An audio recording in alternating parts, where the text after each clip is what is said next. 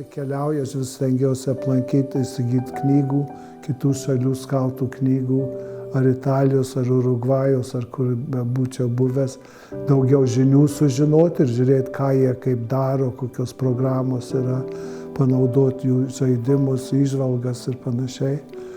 Tai man atrodo, ir ypač kai miško ženklo kursus arba Gilverio kursus lankai, tai atrodo, kad esi arčiausia tos širdies, tos visos auklybos ar saviauklos, kuri vyksta skautų sąjūdy.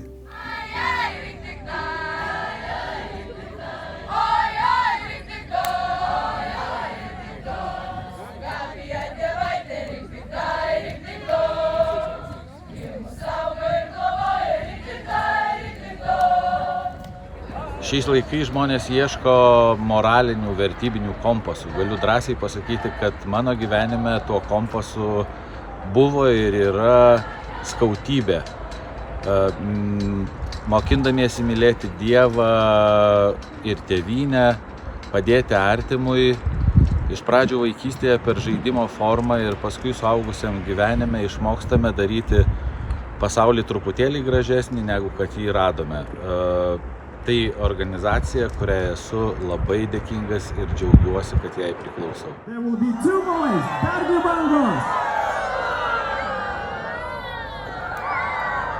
Skautų įžadį daviau 99 metais. Prisimenu, buvo gūdus 90-ieji ir buvo skautai, tai buvo kažkas tai kito.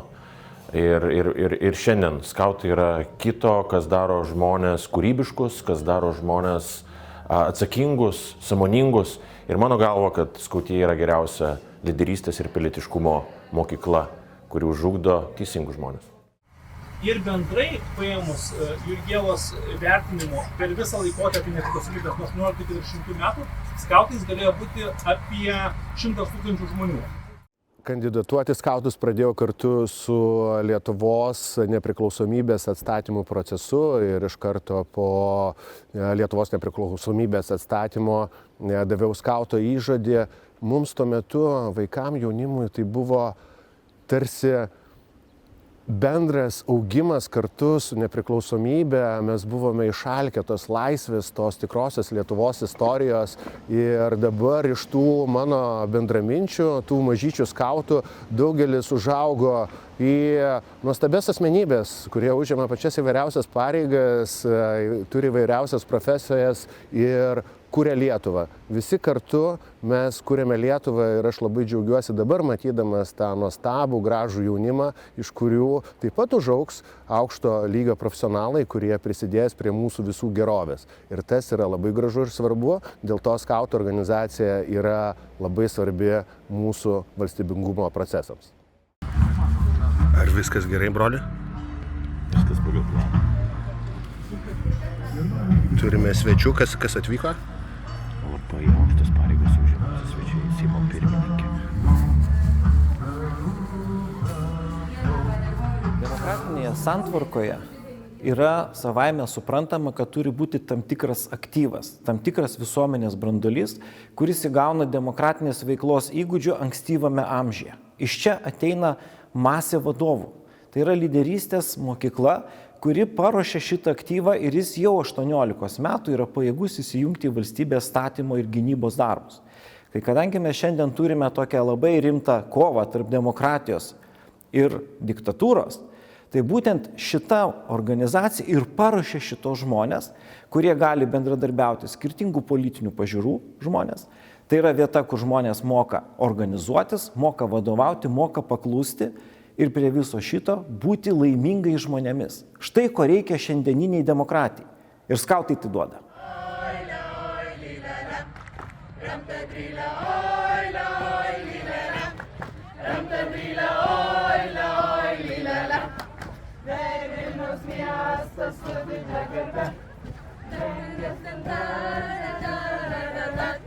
Jau pats amžius numato, kad ten nuo 6 ar kiek, net yra tų visai mažiukų, 5 metų jau ateina tie, kur skautiška šeima, bet normaliai ten 6-7 ir tada ir palaipsniui tas augimas ir brendimas. Ir man atrodo, kad grinai žiūrint iš pilietybės pusės piliečių, kad truputį išmoksta sveikatingumo, truputį pirmosios pagalbos, su kitais kartu dirbti, nesipešti per daug, dirbti, veikti, kurti kažką, statyti, daryti. Visi tie skautiški užsiėmimai ugdo bendruomenę ir kiekvieno nusiteikimą kasdien padaryti bent vieną gerą darbelį, kas atrodo juokinga vienas darbelis, bet tas nustato žmogų žiūrėti, kaip aš galiu čia prisidėti prie mūsų visų gyvenimo. Ir tada šalis yra stipri, kai piliečiai yra sąmoningi. Kadangi aš užaugau skautuose, ar ne, aš galiu sakyti, kad man skautai davė labai daug tokios brandos. Save išbandyti visokiausiose situacijose, susirasti draugų ir nedraugų visokiausiose situacijose, ne? Ir tai kaip žmogui yra svarbu gyvenime. Tu nesi izoliuotas asmuo gyvenantis negyvenamoj saloj, mes visi gyvename sociume kažkokiame. Tai skautų judėjimas yra mini gyvenimas, didelio gyvenimo rėmuose, pavadinkim taip, ar ne? Šiuolaikiniai geopolitiniai situacijoje, man atrodo, kaip niekad yra svarbu skautų judėjimas tuo, kad jisai tą patirtį tiek negatyvę, tiek pozityvę jisai tiem vaikams suteikia. Ir iš tos pusės, kad tu negali būti pasimetęs tokiose situacijose, kokiose mes gyvename. Ar ne, mes labai daug imituojame skautuose, pratinamės prie kažko tai, bet mes kartu ir sprendžiame labai rimtus reikalus. Netgi tas pats klausimas, kokia mano pozicija vieno ar kito poelgio atveju, tarkim, skautai susibarė, negražiai pasielgė, Rusija užpuolė Ukrainą, ar ne, kokia mano pozicija šito atveju atžvilgiu yra. Tai man atrodo, kad skautuose mes turime puikią progą auginti brandą. Ne tokios masės, kuri pasiduoda kažkieno tai nuomonei, bet individo atžvilgiu, kad jisai turi nuomonę tuo, kas vyksta aplinkui gyvenime.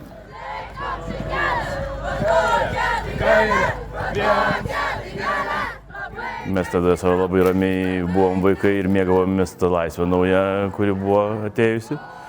Ir džiaugiamės galimybėmis atsiradusiamis. Žinai, Donaldo gumytės, gumos visos ir kiti malonūs dalykai, kurie atsirado, ko mes neturėjom prieš tai. Tai mano įžadis yra 94 metais. Ir nuo to laiko, žinai, 10 metų man buvo tuo metu. Aš mėgavausi tiesiog vaikystę ir galimybėmis, kurias tai suteikė, o vėliau mes jau pradėjom statyti kažką tai iš to. Ir tas yra malonus vaisius ir rezultatas, kai matai dabar jau savo vaikus tose stovyklose ir šiaip besimėgaujančius visom tom galimybėm, kurių mes ne visą laiką turėjom ir kurias dabar jau turi jie. Skautavimas tai turbūt gyvenimo dovana, kurią galėjau gauti paauglystėje, tai jinai mane lydi visą mano šitą gyvenimą. Žinoma, skautauju daug mažiau, nesu palapinėm, nesu žygiuose, nesu kokiuose kursuose skautiškuose, bet visą laiką prisijungiu prie skautų, kada tik tai reikia kažkokios pagalbos ar pačiam būna įdomu. Prisimenu jį kaip ypatingą įvykį mano gyvenime, nes skautų vyčio įžodis nebuvo bet kam suteikiamas. Ir ypatingose sąlygose, ypatingai mums, kurie buvom už Lietuvos ribų, tas skautų vyčio dar didesnį reikšmę įgavo. Taip, kad aš didžiuojasi ir žinau, tada prisimenu pasakytą, kad šitą įžodį jūs, kaip sakant, duodat visam gyvenimui. Ir tai vertinu ir didžiuojasi jo. Manau, kad yra svarbus dalykai apskritai visai visuomeniai. Tai yra įdiegiamos tam tikros vertybės, tai yra patriotiškumo jausmas, tai yra ryšys su tėvynė, su gamta, su savo artimu. Tai man skautų organizacija, tikiu, kad padėjo išsiugdyti tuos dalykus, tas vertybės įdiegti ir už tai esu dėkingas. Patyrusio skauto įžodį daviau Palangoje ir būtent tenais labai daug sužinojau apie Baden-Powellį.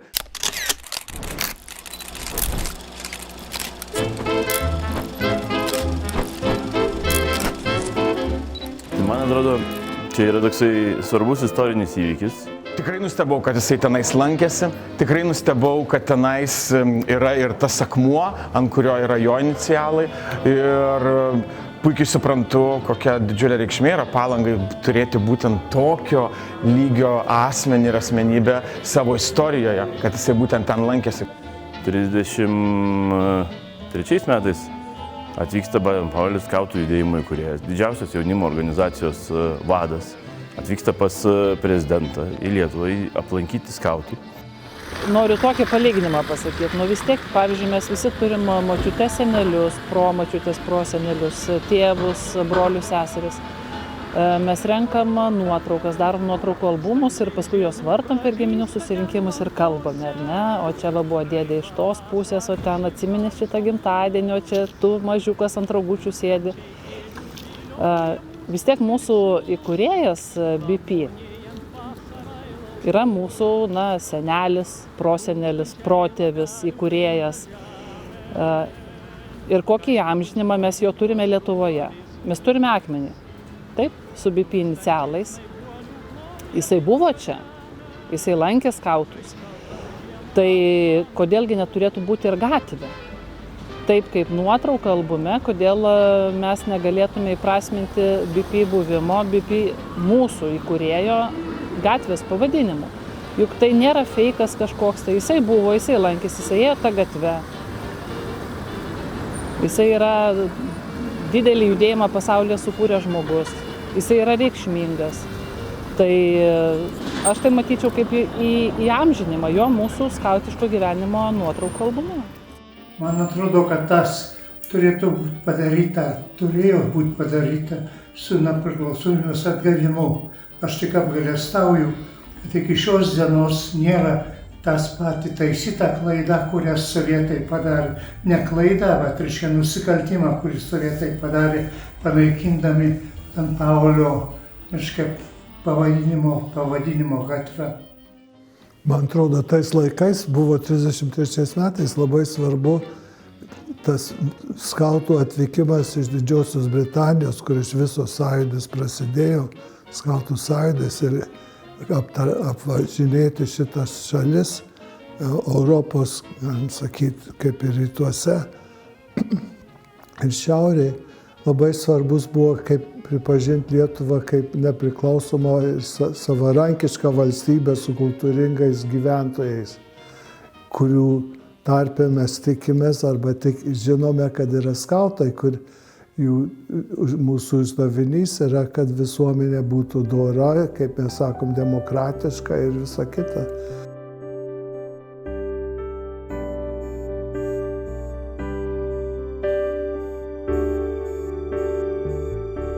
Iš tikrųjų, mes turime gatvę grąžinti vien todėl, kad tai yra konkretus istorinis įvykis, pasaulinės reikšmės ir mes turime jį paminėti.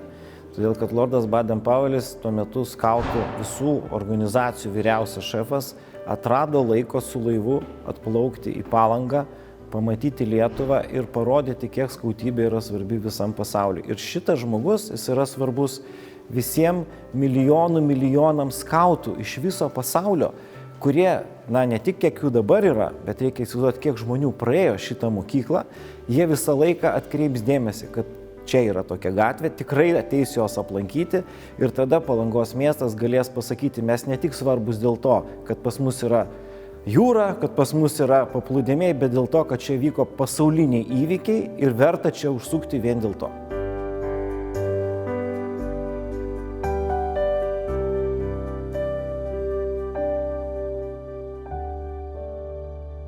Istorinis teisingumas yra ne tik tai pati literatūrinė sąvoka, tai yra nuolatinis procesas ir, kaip žinia, šiuo metu Lietuvoje vyksta desovietizacijos procesas, tai mes panaikiname okupacijos simbolius, ar tai būtų gatvės, ar tai būtų muziejai, arba kitos formos, bet tuo pačiu metu mes atgal sugrąžiname tai, kas yra tikroji mūsų istorija, ir generolo Roberto Baden-Powellio gatvė tai yra nepaprastai svarbus simbolis ne tik tai pačiai skautų organizacijai, bet visai Lietuvai ir istoriniam teisingumui. Dėl to mes visi kartu, pilietinė visuomenė, skautai, ne tik skautai, stengiamės, kad tas gatvės gatvės pavadinimas būtų sugrąžintas ir kad Lietuvos žmonės ir viso pasaulio skautai galėtų pasidžiaugti.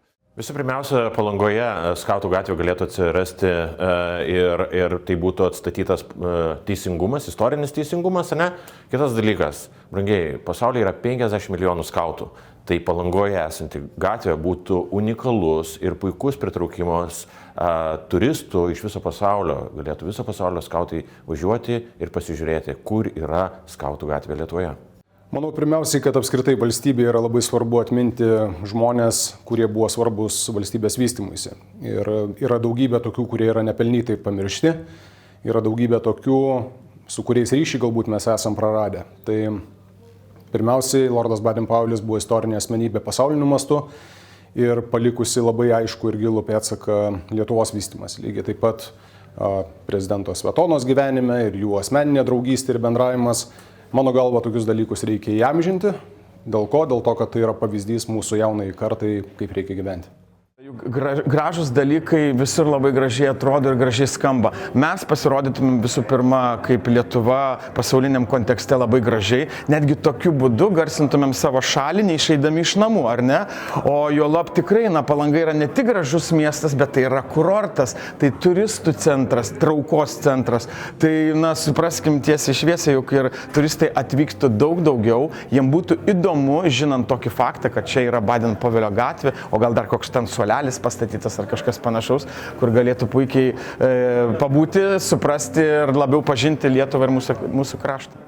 Ir man kažkaip tai norisi, kad mes įvertintumėm tos pirmos Lietuvos pasiekimus, kas tada įvyko, kiek mes daug buvome sukūrę, kiek mūsų seneliai buvo, proseneliai padarė, kad ta Lietuva iš tikrųjų būtų. Gaila, kad jin buvo labai trumpai ir man atrodo, kad mums reikia didžiuotis, kas tada buvo. Mums reikia grįžti prie to ir tą priimti kaip dovaną, kurią mums padovanojo tada tos kartos žmonės, tie vadai, tie skautai, ta visa organizacija. Ir to nepaminėti būtų didelė klaida, nes tai yra didelis impulsas jaunimui, kad jie galėtų tęsti šitą veiklą, kad jie matytų, kokio dydžio tai yra organizacija, kokio gylio tai yra organizacija, kiek jin gali suteikti laisvės, kad tu esi didelės šeimos dalis, tu esi narys organizacijos, kurie yra 500 milijonų narių per visą laikotarpį. Tai man atrodo, kad neturėti šito įvertinimo Lietuvoje, kai mes turim tokį didelį įvykį ir tai yra istorija, kuri jau buvo, ir jos neatkurti dėl to, kad sovietmečiu tai buvo sugriauta, tai yra klaida. Palangoje yra daugybė įvairiausių gatvių pavadinimų mitiniam veikėjam, istorijos didvyriam ir personažam. Tikrai manau, kad Palanga nusipelnė turėti pasaulio žmogaus, pasaulio piliečio, Lordo Roberto Baden-Powellio gatvę, kuris yra svarbus ne tik skautam, bet ir geros valios žmonėm apskritai. Jis tikrai buvo iškili asmenybė, kuris 33 metais buvo atvykęs į Palangą pasisvečiuoti ir padaręs didžiulę įtaką viso pasaulio žmonijai per skautų organizacijos sukūrimą. Mieli Palangos gyventojai, nesudvejokite, turėkite Roberto Baden-Powellio gatvę.